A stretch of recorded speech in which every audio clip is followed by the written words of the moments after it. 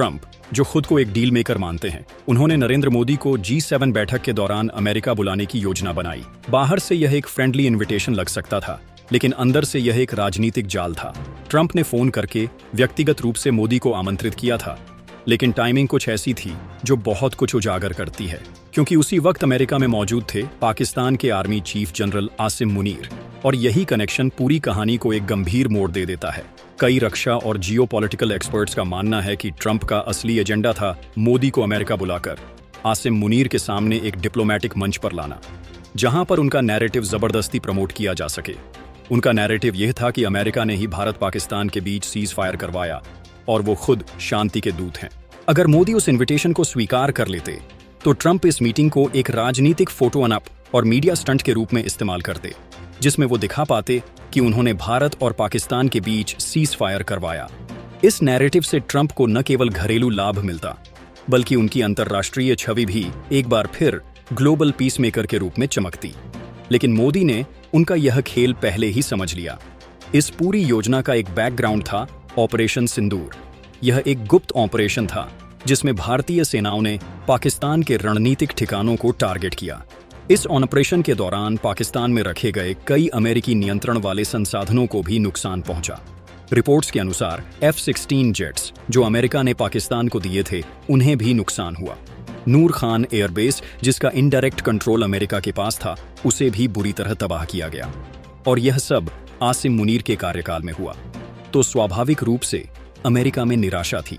Trump को सार्वजनिक रूप से शर्मिंदगी झेलनी पड़ी जब भारत ने उनके सीज फायर के दावों को झूठा बताया। प्रधानमंत्री मोदी ने सीधे या परोक्ष रूप से ट्रंप के नैरेटिव को खारिज कर दिया, और यह बात ट्रंप के अहंकार को ठेस पहुंचाने वाली थी। ट्रंप की योजना शायद यह थी कि मोदी को अमेरिका बुलाकर उन्हें मीडिया के सामने लाया जाए और फिर किसी डिप्लोमैटिक मंच पर उनकी आसिम मुनीर से मुलाकात करवाई जाए, बिना किसी औपचारिक घोषणा के। बाद में ट्रंप इस फोटोनेपी का उपयोग करते हुए यह घोषणा करते कि मैंने मोदी और मुनीर दोनों के बीच बात करवाई और शांति की ओर एक कदम उठाया। यह सब एक सावधानी पूर्वक लिखा गया स्क्रिप्टेड शो होता, जिसमें भारत को किनारे करके ट्रंप अपनी व्यक्तिगत डिप्लोमेसी को महिमा मंडित करते। लेकिन यह सब तभी होता अगर मोदी उनका निमंत्रण स्वीकार कर लेते। लेकिन मोदी, जो वैश्विक कूटनीति के अनुभवी बन चुके हैं, उन्होंने ट्रंप की हर चाल को समझा।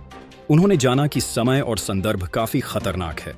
पाकिस्तान का सेना प्रमुख वहीं है, ट्रंप का पिछला धोखाधड़ी भरा रिकॉर्ड सामने है, और भारतीय विपक्ष हर कदम पर तैयार है एक राजनीतिक हमले के लिए।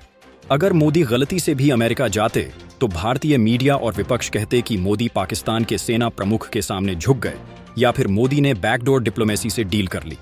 यानी अंतर्राष्ट्रीय स्तर पर ट्रंप को नैरेटिव कंट्रोल करना था और घरेलू स्तर पर विपक्ष ने मोदी को घेरना था। इन सब के बीच प्रधानमंत्री मोदी ने एक मजबूत और प्रतीकात्मक निर्णय लिया कि अमेरिका जाने से इनकार कर दिया, और उस एक निर्णय ने सब कुछ बदल दिया। ट्रंप की योजनाएं विफल हो गईं, आसिम मुनीर की मौजूदगी अप्रासंगिक हो गई, और भारत ने अपनी कूटनीतिक गरिमा बनाए रखी। ट्रंप की निराशा इसी बात की थी कि मोदी उनका स्क्रिप्टेड गेम खेलने को तैयार नहीं हुए। ट्रंप को आदत है कि जब वो किसी नेता को बुलाएं तो वो जरूर आए, लेकिन मोदी एक अलग स्तर के नेता हैं, जो चाहे अमेरिका के राष्ट्रपति हों या रूस के, किसी के भी दबाव में नहीं आते। उनका निर्णय केवल एक ही उद्देश्य की पूर्ति करता है कि इंडिया फर्स्ट। विशेषज्ञों का कहना है कि अगर मोदी जाते तो ट्रंप झूठ बोलते कि मोदी और मुनीर की मुलाकात मैंने ही करवाई, मैंने भारत पाकिस्तान व्यापार वार्ता शुरू करवाई।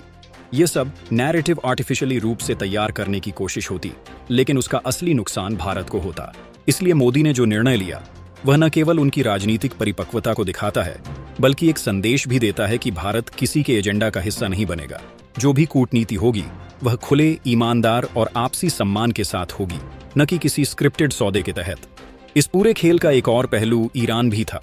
रिपोर्ट्स के अनुसार ट्रंप चाहते थे कि मोदी ईरान के न्यूक्लियर डील मुद्दे में भी मध्यस्थता करें, लेकिन इसके पीछे भी असली मकसद था। ट्रंप चाहते थे कि भारत ईरान पर दबाव बनाए ताकि उनकी विदेश नीति को एक जीत के रूप में दिखाया जा सके। लेकिन मोदी को पता था कि यह सब अमेरिका के हित के लिए है, भारत के नहीं। आज भारत एक उभरती हुई शक्ति है, और मोदी जैसे नेता जो नैरेटिव और समय का खेल समझते हैं, उनके निर्णय एक पूरी पीढ़ी की विदेश नीति की दिशा तय करते हैं। ट्रंप जैसे अप्रत्याशित नेता के साथ आपको सोच समझकर चलना पड़ता है, और इस बार मोदी ने वही किया। एक तरफ ट्रंप थे जो सत्ता और फोटो ऑप्स के लिए किसी भी स्तर तक जा सकते हैं। दूसरी तरफ मोदी थे, जिन्होंने परिपक्वता, अनुभव और समय के साथ यह खेल पलट दिया। यह सिर्फ एक कूटनीतिक निर्णय नहीं था, यह एक भू राजनीतिक मास्टर स्ट्रोक था। भारत ने एक बार फिर साबित किया कि वह किसी भी सुपर पावर के जाल में नहीं फंसेगा। हम अपनी शर्तों पर कूटनीति करते हैं और अगर जरूरत हो तो ना कहना भी जानते हैं। ट्रंप का खेल विफल हुआ, आसिम मुनीर अप्रासंगिक रहे और भारत एक बार फिर सुरक्षित रहा, एक समझदार निर्णय की बदौलत। यही तो असली कूटनीति होती है, जब आप दुनिया के सबसे ताकतवर नेताओं के सामने भी अपना रुख मजबूती से रख पाएं। प्रधानमंत्री मोदी ने यह कर दिखाया और इस बार ट्रंप के खतरनाक खेल से भारत को बचाकर भारत की छवि को और भी ऊंचा कर दिया।